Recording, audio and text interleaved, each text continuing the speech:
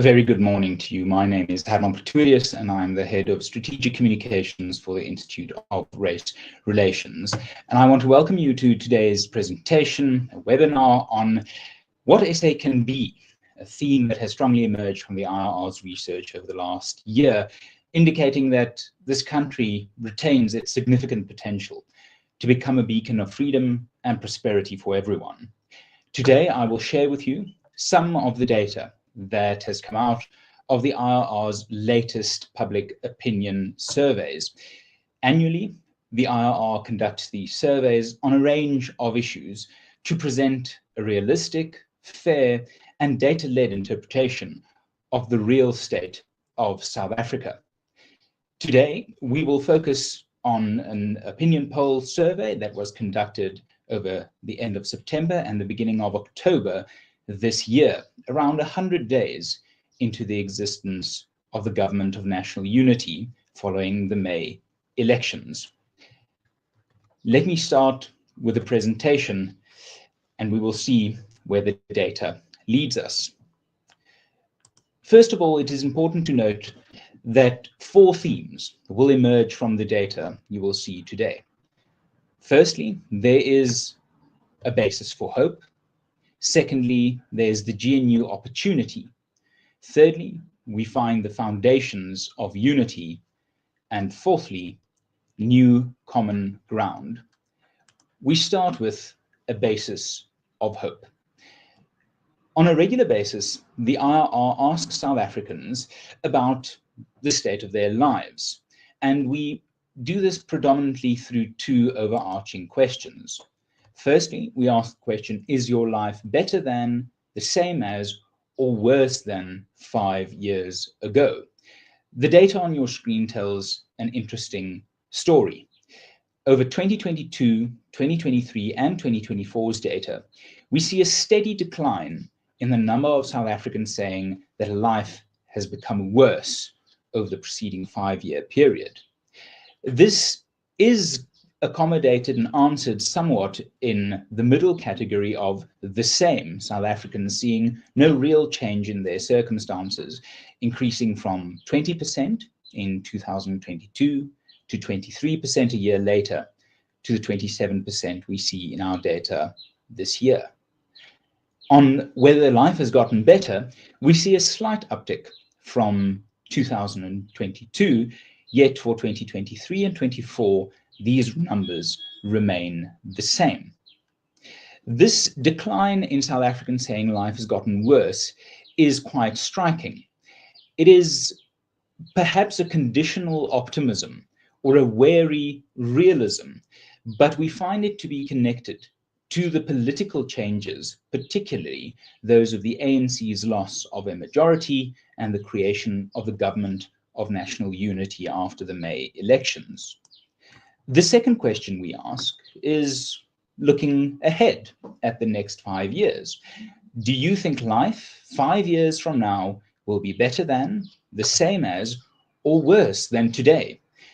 Again, we see the category of worse showing significant decline, from 44% having negative expectations for the next 5 years, then 34% in the middle on 2023's data, and 25% finally in this year. Compare this to the category of life getting better over the next 5 years. 34% in 2022, 36% in 2023, shooting up to 48% in 2024. The category of life staying the same seems to average at around 10% over the last 3 years. But tellingly on this slide, we see the category of don't know rising from 13% to 16% to 20%. Again, we see a combination of a positive development, the worst category in decline, the better category stable or improving on this data, and here the don't know looking ahead at the next 5 years. Now, the next 5 years will of course be 2024 to 2029, exactly the period as the current democratic term. And if the government of national unity goes full term, that would be the term of the GNU. The fact that the don't knows increase at the same time as the better seeing a spike, it underlines that sense of cautious optimism, that there is a possibility that things can get better, with the notable change being that of a new political landscape. Essentially, what this means is that South Africans are cautiously optimistic. They are giving the benefit of the doubt to their current socioeconomic aspirations, a reversal of a trend over the last few years. If we look then to the next category on this basis of hope, we see it as the GNU opportunity that builds on this ambition, this aspiration that life can continue on an improving trajectory. If we look at what has happened to political party support since the election, we see the ANC and the DA support stabilizing, inching up moderately. We see MK and the EFF declining in their vote share. We see the IFP, Patriotic Alliance, the Freedom Front Plus, Rise Mzansi, and the UDM increasing their support from the May elections. Tellingly, all the parties that have either seen stable or improving support levels since the elections are parties part of the government of national unity.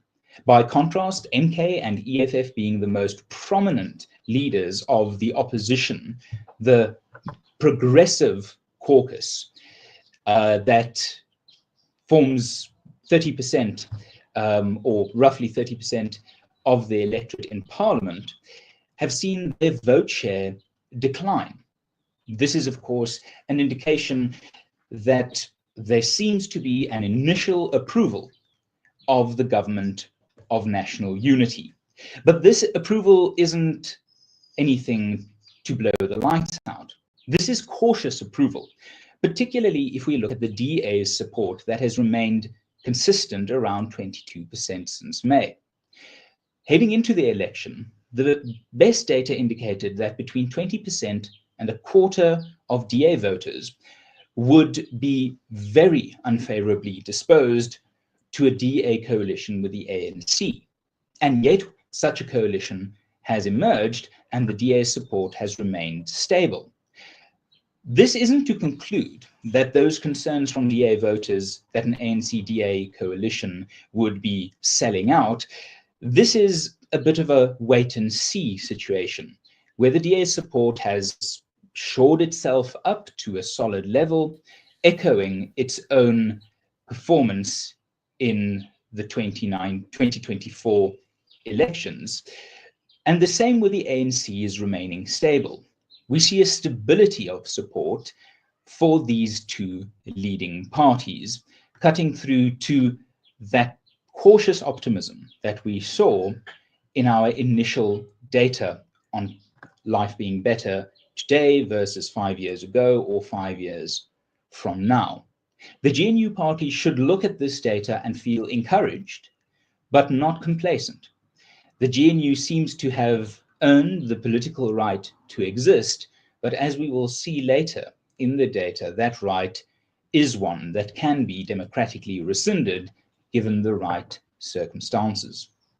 If we then look at the GNU's favorability ratings, we see a moderate balance in favor of the GNU, with 16% viewing the GNU very favorably, 12% somewhat favorably, 14% neutral, 7% somewhat unfavorable, very unfavorable 13%, unsure 11%, and unfamiliar 27%. So we see 28% versus 20% on the raw favorable versus unfavorable balance. Yet that 14%, 11%, and 27% that make up for the neutral, unsure, and unfamiliar categories are where the GNU parties should see the opportunity for growth.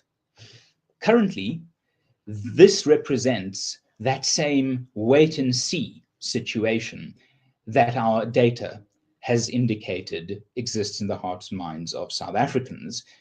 Whilst the slight balance in favor of the GNU is heartening, it is within these gray categories, neutral, unsure, and unfamiliar, that the GNU will have its work cut out, but also its opportunity to build on the political goodwill that we can see from the party support nudging upwards for those within the GNU and declining for those outside of it. The fact that we see here another wait and see situation is indicative of a South Africa still making up its mind on these political developments with a slight bias to positivity.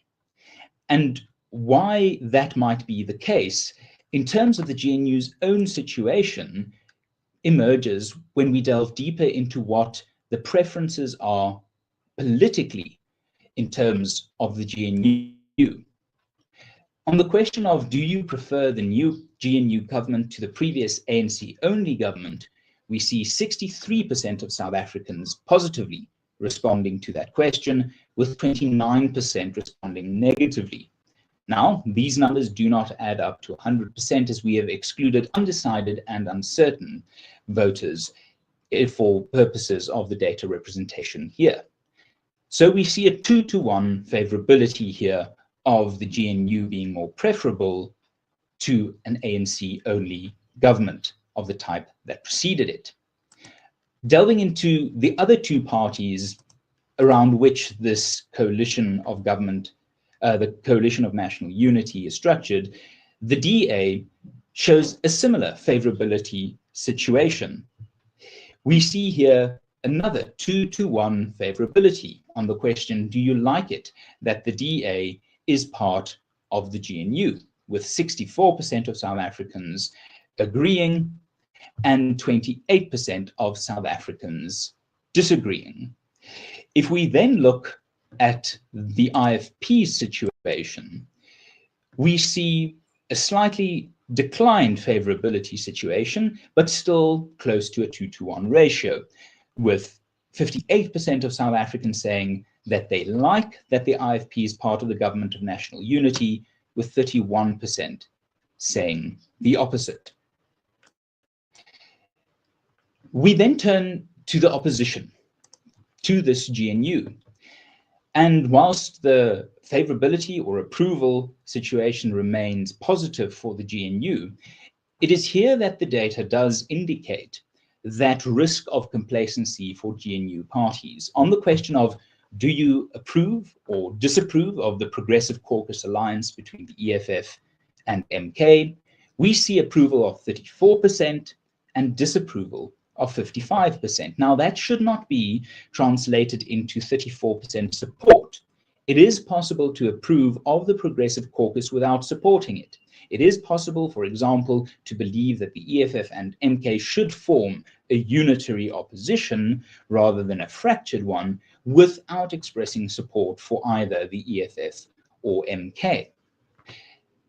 If we move on to a direct comparison as to whether people want a GNU with the MK and EFF without the DA and the IFP, the following picture emerges.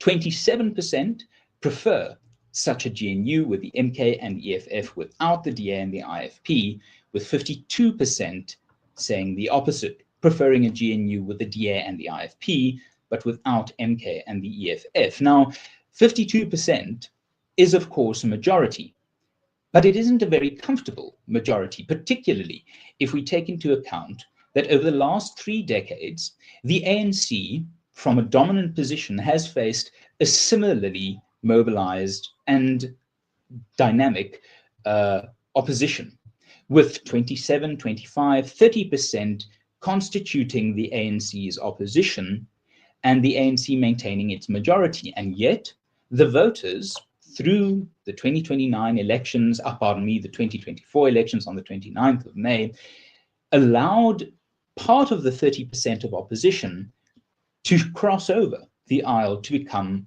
part of the government. So a 30% opposition is nothing to sneer at. It is a position from which governmental failure could invert the power dynamics within Parliament. So whilst the position of clear goodwill towards the GNU is borne out by the data, it is not a position that can be assumed without certain circumstances materializing over this 5-year term. What are these circumstances? Well, firstly, we ask the question, how likely do you think it is that the ANC and the DA will remain together in the government of national unity until the next elections in 2029? 2/3 of South Africans, 66%, say it is likely, 21% saying it is unlikely, and 12% being undecided. Within this data, the political parties shouldn't just see an estimation of what South Africans see happening over the next 5 years, but also something of a hope, an expectation that the DA and the ANC will remain together over the next 5 years in the GNU. A failure to meet that expectation will be one of those political developments that could empower the Progressive Caucus alliance to gain more political traction.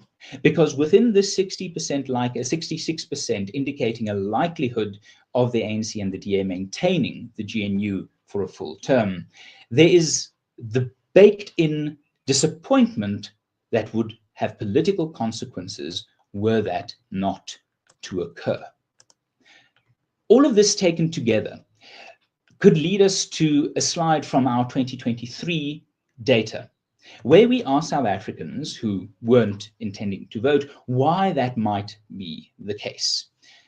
Number one, the largest reason given was, I don't trust any of the parties to deliver. Then we have 4 reasons clustering around a second place. I can't get to the voting station. I find politics distasteful. Voting won't make a difference, and refused to answer. It is notable that 2 of those 4 categories, I find politics distasteful and voting won't make a difference, underscore the political opportunity for the GNU. I don't trust the parties to deliver is another issue that the DA and ANC and the IFP GNU can address. It is here where possible political capital can be earned through delivering, through creating or recreating a trust that the delivery from government is possible, from redefining politics as distasteful to perhaps something approaching the opposite, to addressing the fact that voting would make a difference. Then if we look to the right-hand side of the graph on your screen, we see no party represents my values, or I don't trust the voting process, as 2 further reasons why South Africans might not have voted in the 2024 elections.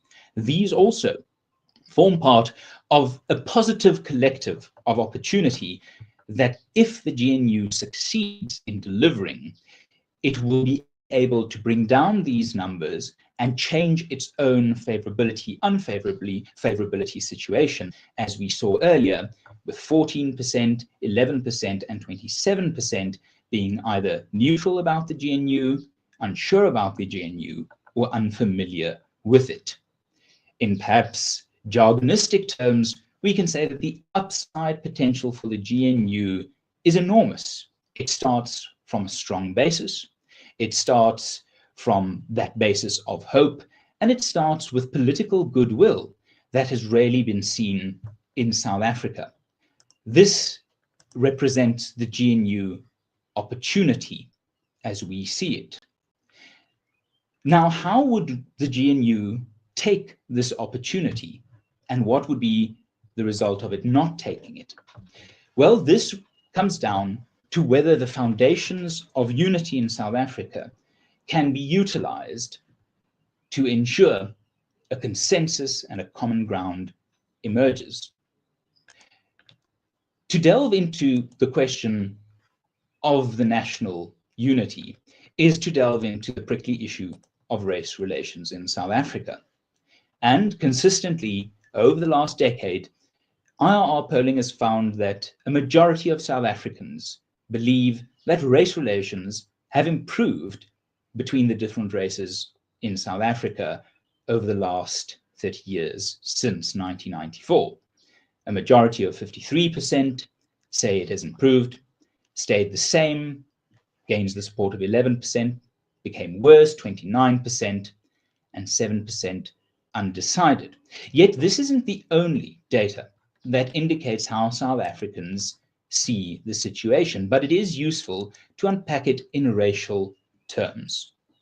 We see by race category here that the lowest approval or improvement quotient comes from South Africa's coloured voters. So too, the highest stayed the same percentage point, and the lowest, and the highest become worse. For South Africans who are white or of Indian descent, race relations are overwhelmingly positive. For Black South Africans, it is positive, but by a slimmer margin. And for coloured South Africans, there seems to be a deep resentment, an uncertainty, or a displacement that has constantly been the bane of this population group's position in South Africa over the last century. There's a question of whether the inclusiveness that has been the rhetoric over the last few years truly extends to the inclusive spirit that would see a majority across all race groups endorse an improved racial position. Yet this question comes with some difficulties. It is asking respondents to measure an objective nationwide perception. The next question perhaps cuts more close to home. Have you personally experienced any form of racism in the past 5 years?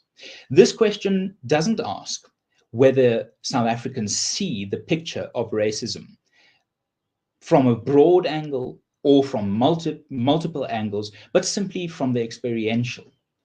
And here we see another positive 2-to-1 ratio, with 63% of South Africans saying they have not experienced racism in the last 5 years, and 34% saying that they have. Again, it is useful to break this down by the racial categories applicable. We see here in the data that white South Africans are the most likely to indicate that they have experienced racism in the last 5 years, with an almost equal split between the yes and no answers. This could be explained by, over the last 10 years, an increasing racial invective, particularly from more populist, radical parties that have sought to drive racial divisions as the core motivation of political capital earning. And of course, policies like BEE cut into this analysis. We can think back to the COVID-19 pandemic era, when the government, then an ANC-only government, demanded that within the tourism industry, only those entities, business entities, that are within majority Black ownership would gain the benefit within those trying socioeconomic circumstances of lockdowns.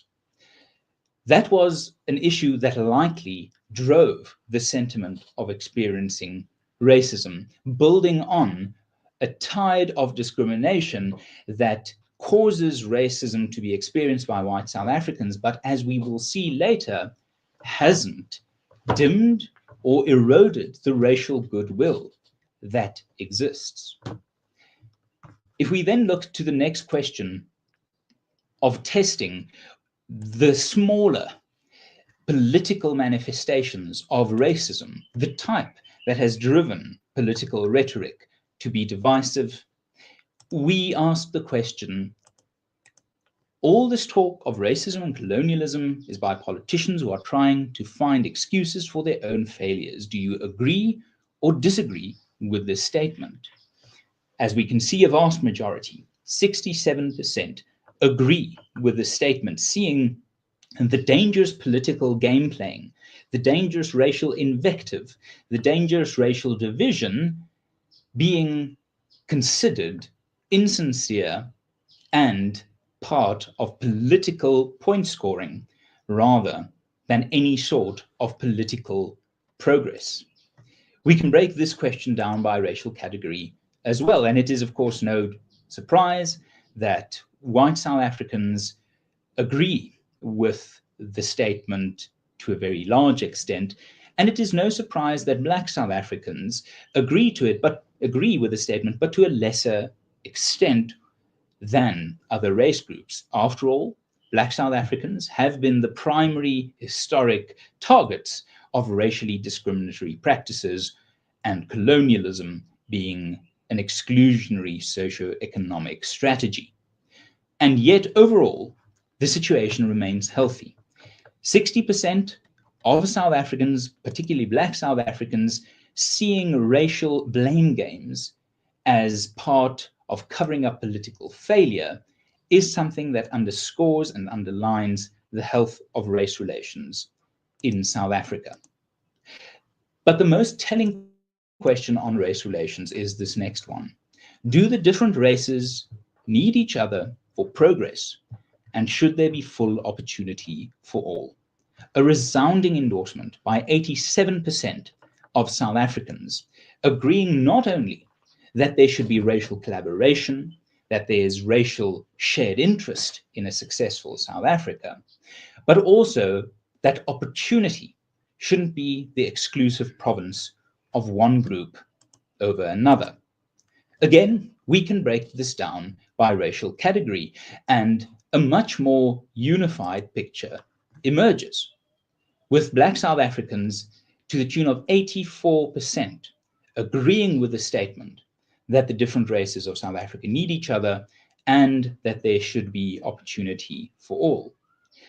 Where white South Africans were 50-50% roughly split on whether they've personally experienced racism in the last 5 years, that hasn't undermined the racial goodwill that by 97% to 3% find white South Africans endorsing non-racialism, non-racial collaboration for national progress, and the ensuring of opportunity across the board.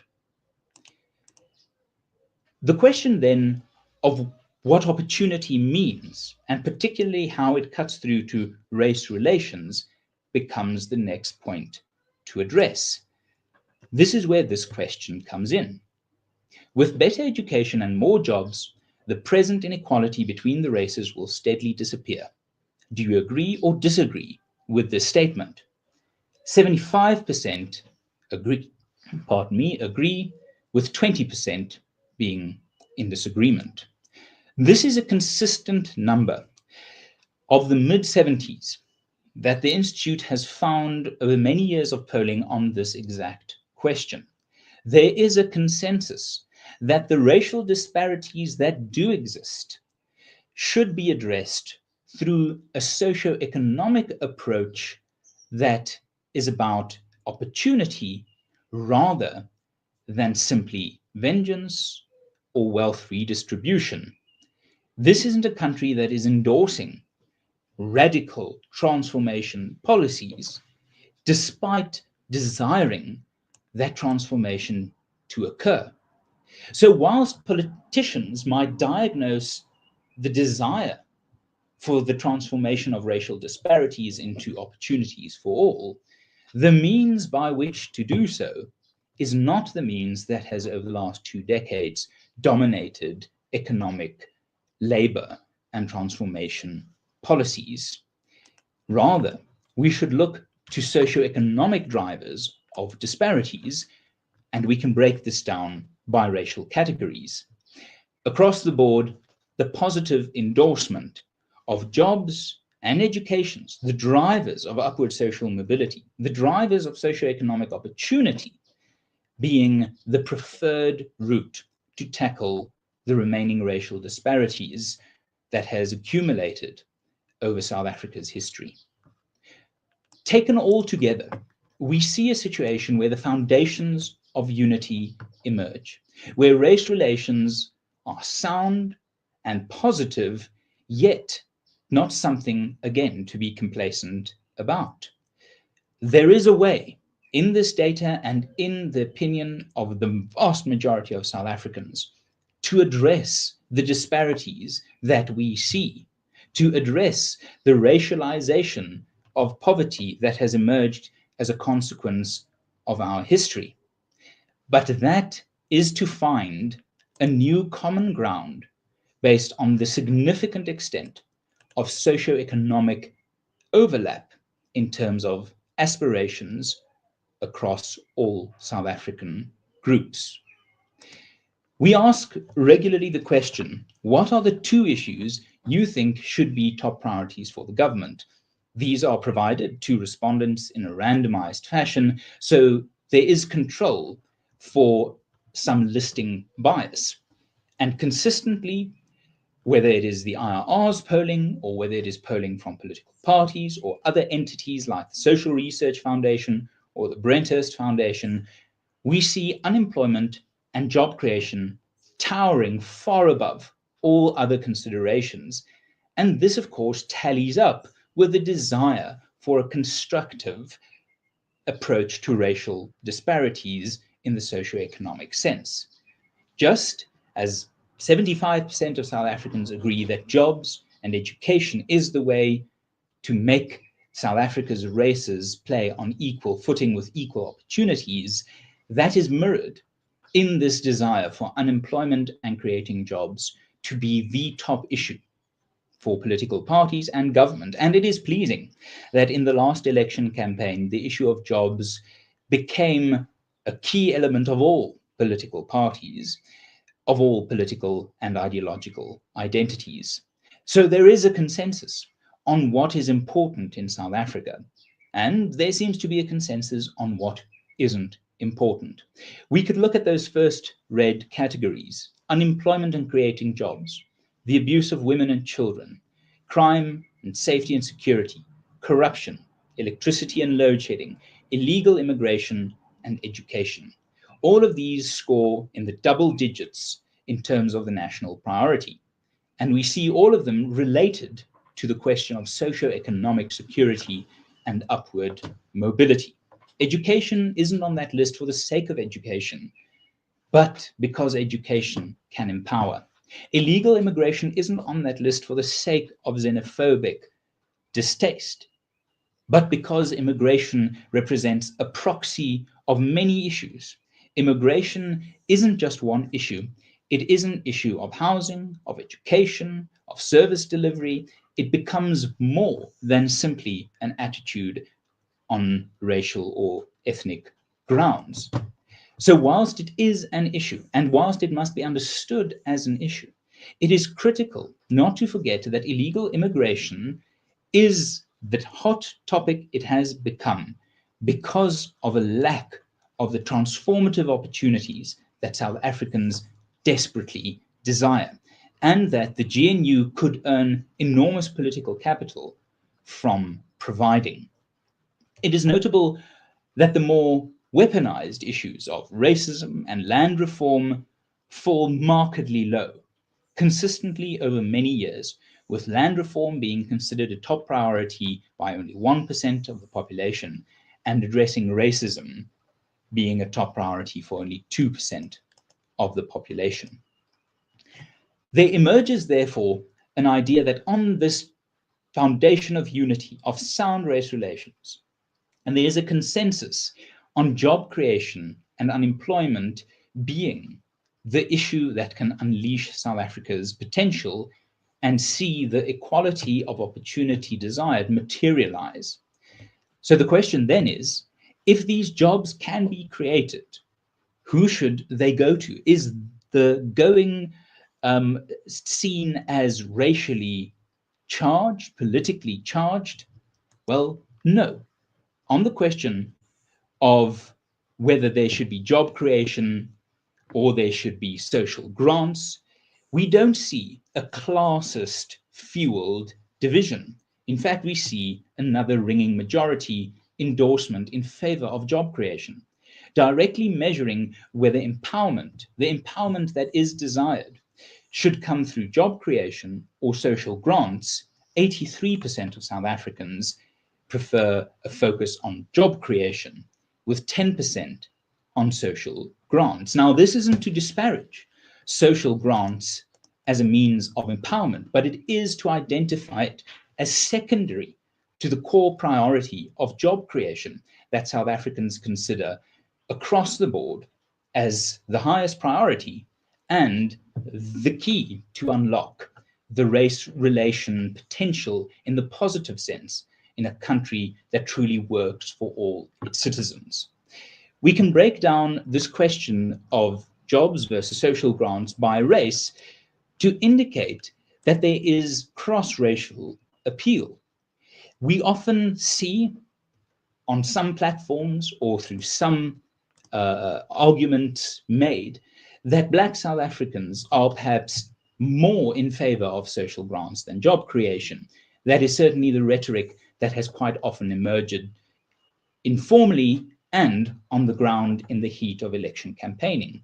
And yet, South Africans who are Black prefer a focus on jobs, 83% to social grants. With Indian and white South Africans, this number is, of course, very high, but there is some socioeconomic middle class explanation for why that might be the case. However, a warning sign does sound here for colored South Africans, again, seeming to be an outlier in terms of the quality of life and the priorities that could improve it.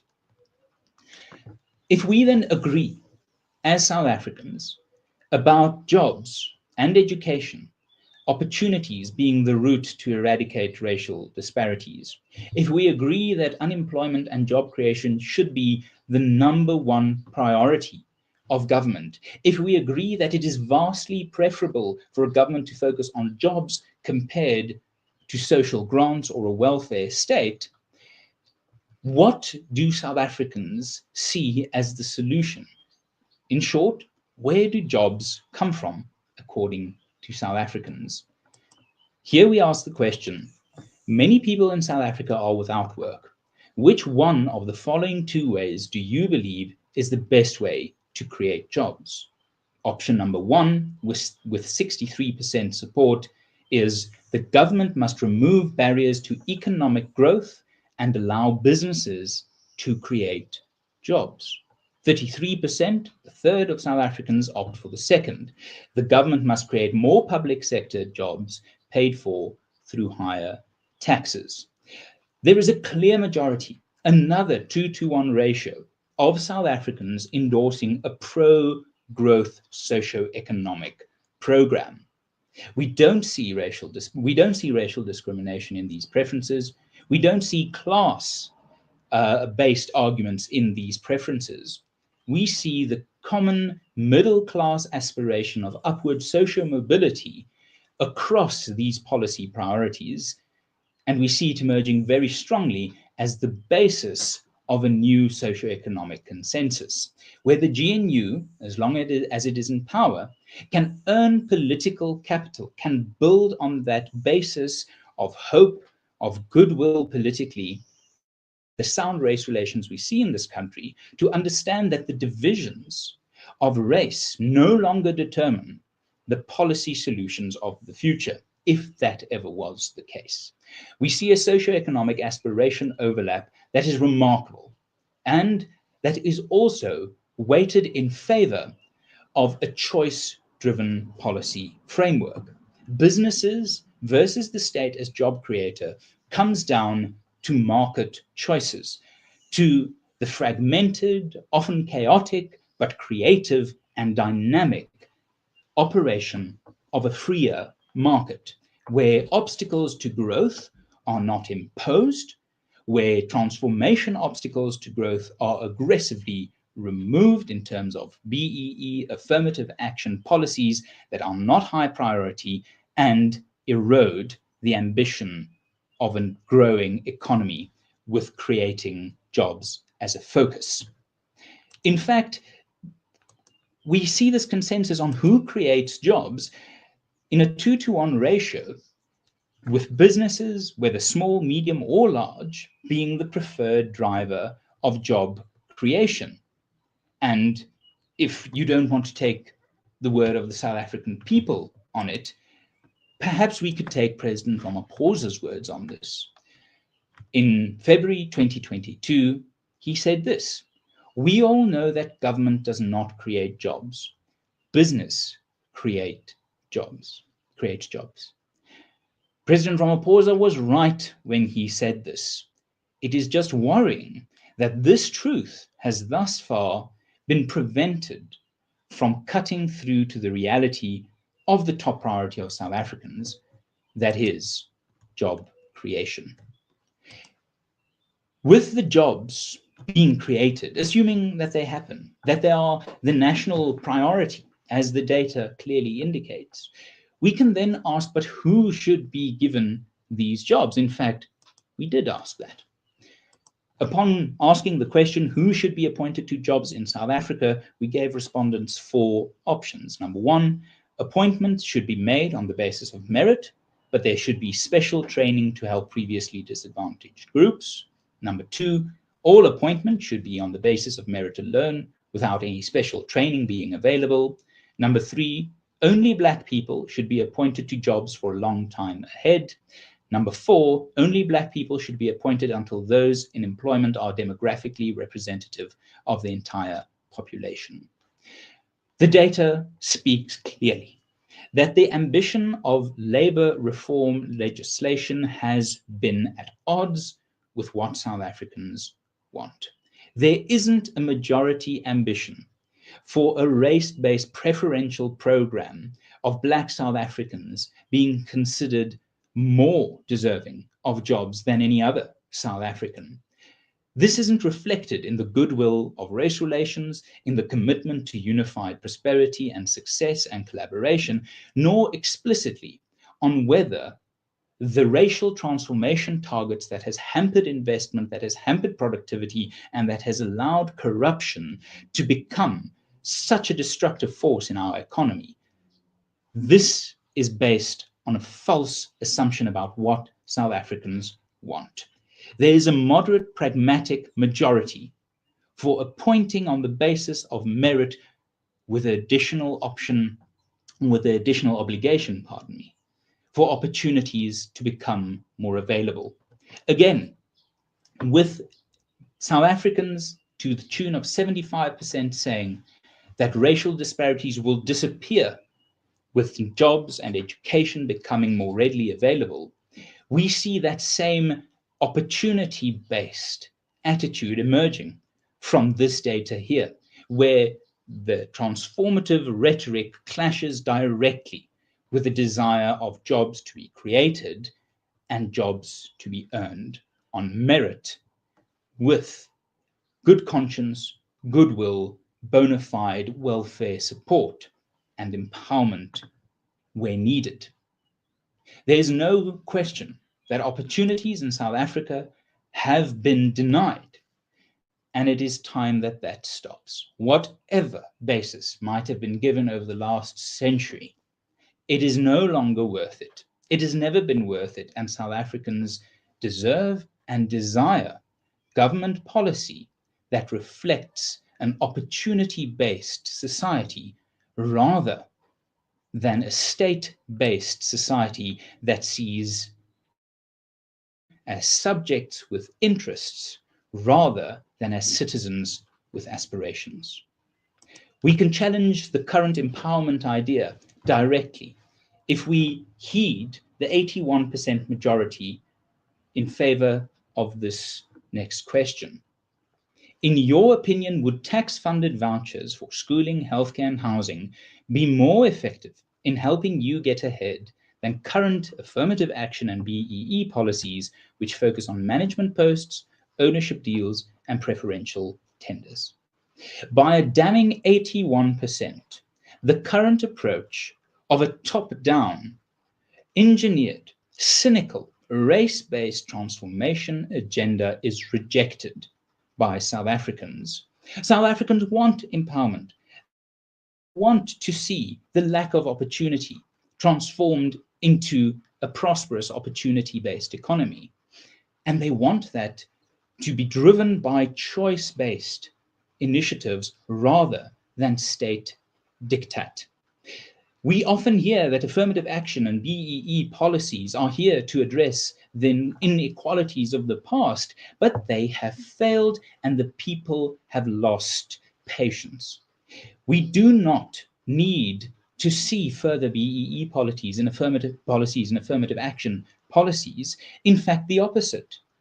Quite often, people ask the Institute of Race Relations and others within the think tank and political sphere, yes, but what alternatives do you propose? And that is where the IRR's blueprint for growth alternatives really see merit. We see schooling, healthcare, and education, the basis of empowerment policy, as something that could be driven through choice, not through state diktat and agendas based on race-rigged presumptions. We can delve further into what South Africans expect to accommodate and to complement job creation as a national priority by delving deeper into this issue of tax-funded vouchers. Would you like the government to provide you with a tax-funded education voucher, which you can use to send your children to a school of your choice? 92% of South Africans say yes. We see here parents crying out for the type of power that was meritorious to ask in 1976 as it is in 2004. Parents deserve and desire the choice over what is best for their child.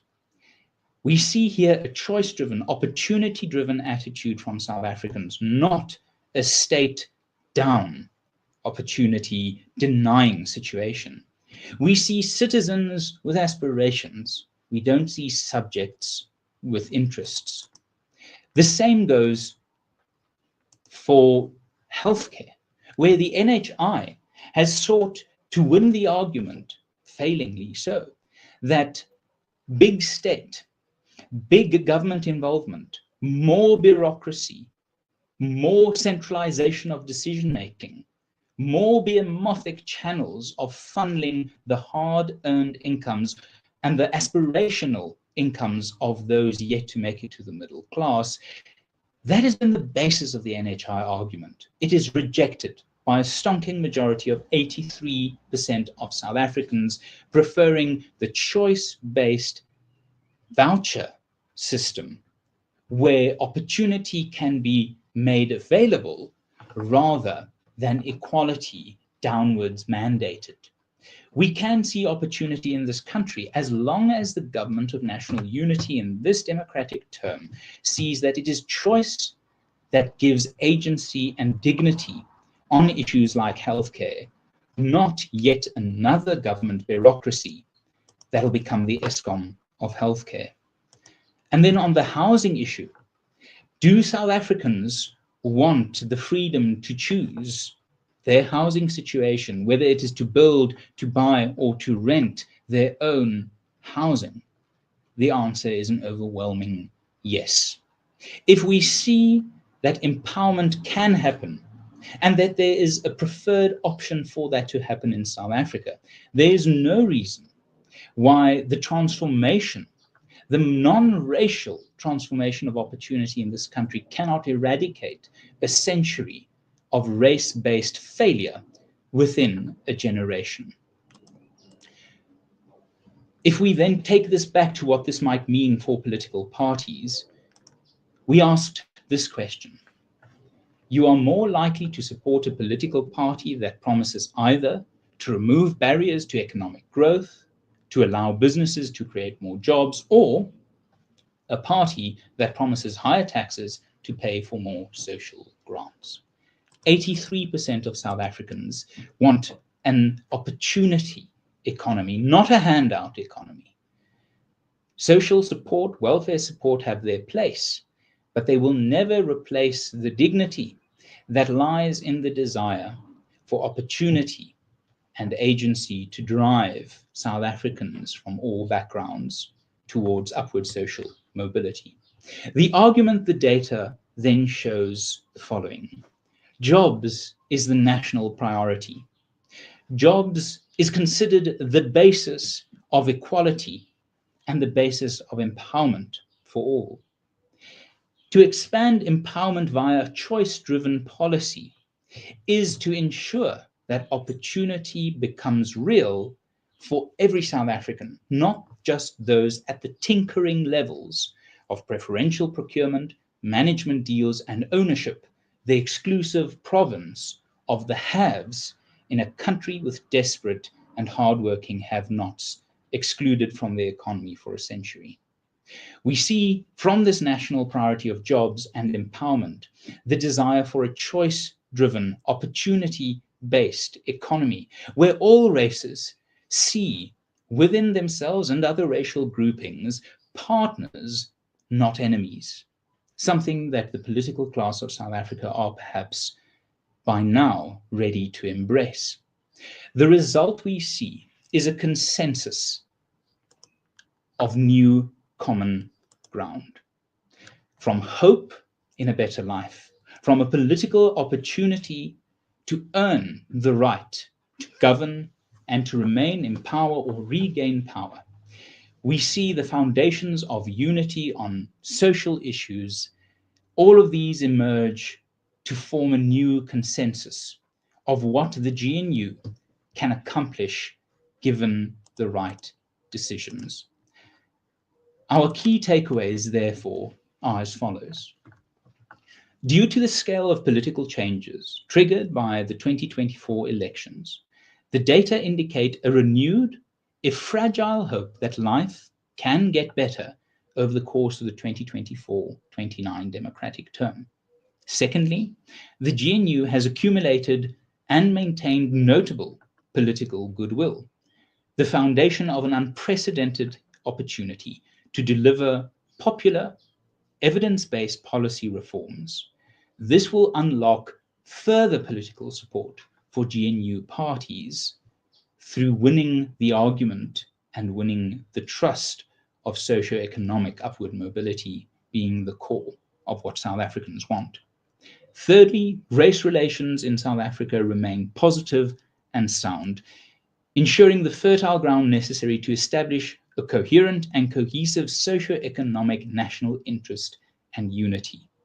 It is a lie that South Africa succeeds by pitting racial groups against each other.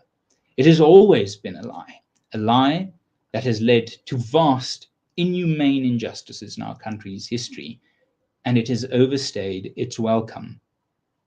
Finally, there is significant aspirational overlap and belief in empowerment through economic growth that allows for a common ground, successful and popular outcomes-based rather than ideological program of government for the GNU. The people of South Africa spoke at the ballot box in May, but they speak every day in terms of looking for jobs and the aspirations and the healthy race relations that permeate this country. We have many problems, there's no denying. Many of them historic, many of them synthetic. We have the basis of hope yet. We have the foundations of opportunity for the GNU and of unity for the country.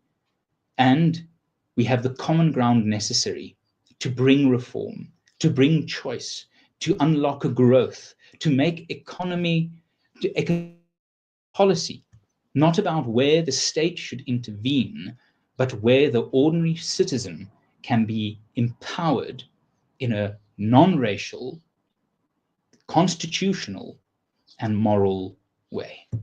That is what South Africa can be. Methodologically speaking, it is notable that the sample of this poll was 604 voters. It was registered voters only, conducted telephonically, the survey, with a margin of error of 5% and a confidence interval of 95%. As ever, any poll will have its strengths and weaknesses, but none of the conclusions of today's presentation are based on marginal findings, we see the overwhelming endorsement of a pro-growth approach. The blueprint for growth, which the South African Institute of Race Relations has produced in order to satisfy that desire. And I urge everyone to look at the data and to compare it to other sources as well. We do not pretend to have unique divine insights in this poll. It is a method to ascertain mass insights, and it is a method that has served the IRR well, that has served those well that have heeded our findings, and that reflects a South Africa that can be prosperous, free, united on a new common ground. That is what South Africa can be. Let me now turn to some of the questions in the comment section. Do pardon me if I scroll here for a moment.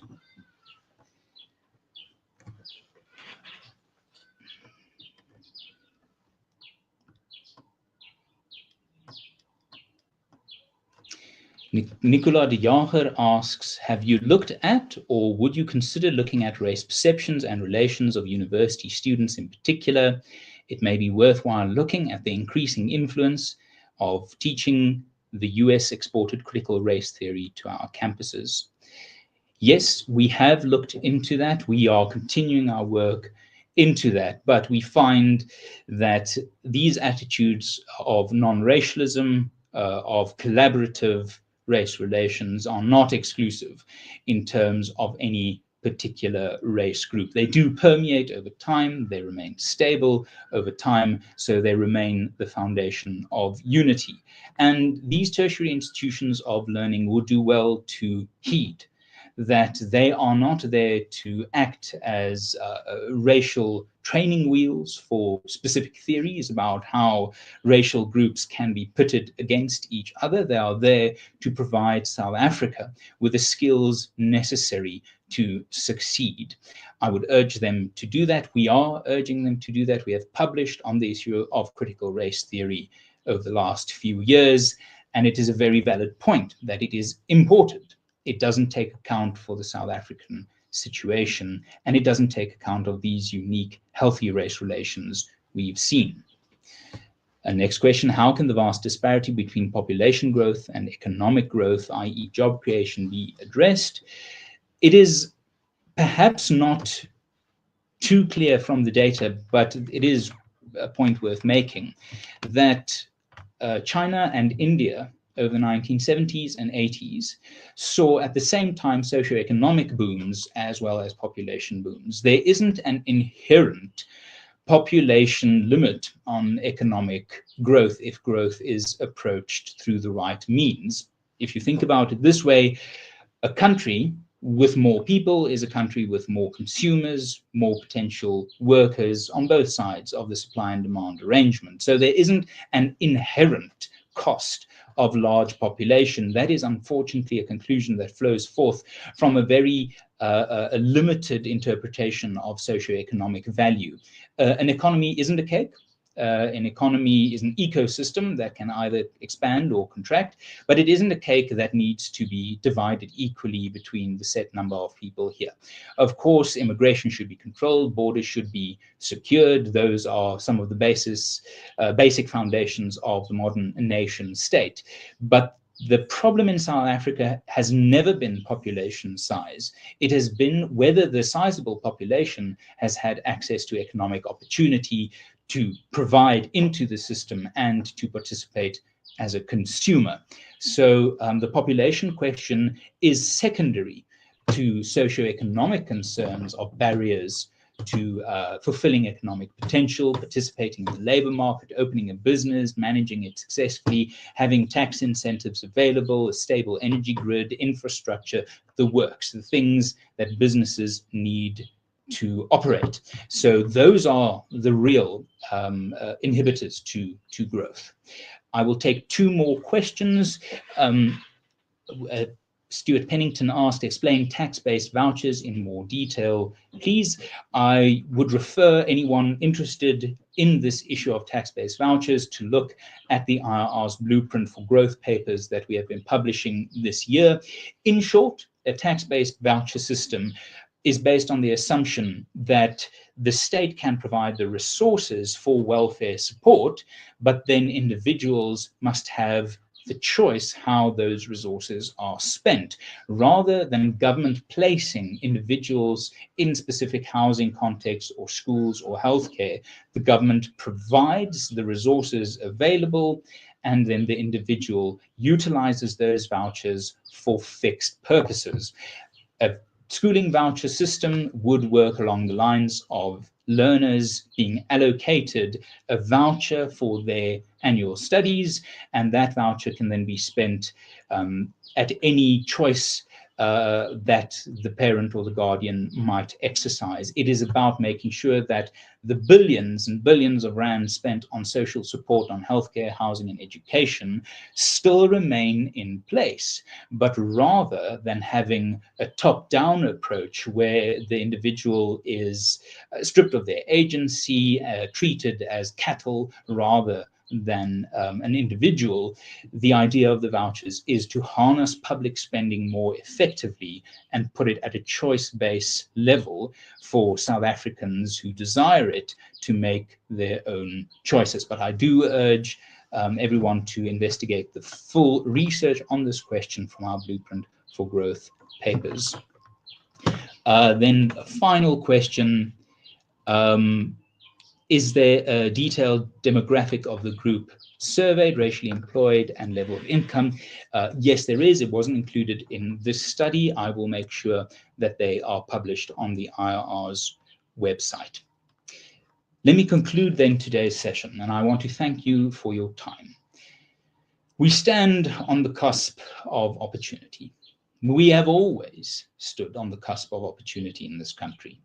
The late, great CEO of the Institute of Race Relations, John Kane Berman, always held fast that the people of South Africa are decent, hardworking, and the greatest countervailing force to the negative socioeconomic forces that have battered this country to the right and to the left over a century.